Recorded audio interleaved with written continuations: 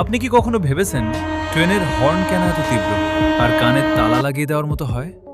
আসলে এটি কোনো সাধারণ হর্ন নয়। আধুনিক ডিজেল বা ইলেকট্রিক ট্রেনের ইঞ্জিনে ব্যবহার করা হয় শক্তিশালী নিউমেটিক এয়ার হর্ন। এই হর্নগুলো বাতাসের প্রচণ্ড চাপে চলে।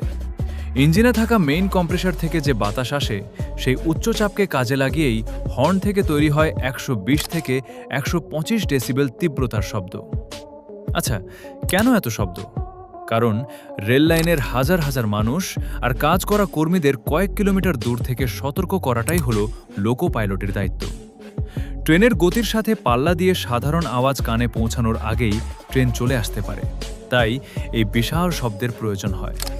তো এবার থেকে ট্রেনের হর্ন শুনলে বুঝবেন এটি কেবল আওয়াজ নয়, এটি ট্রেনের নিরাপত্তার একটি অবিচ্ছেদ্য অংশ।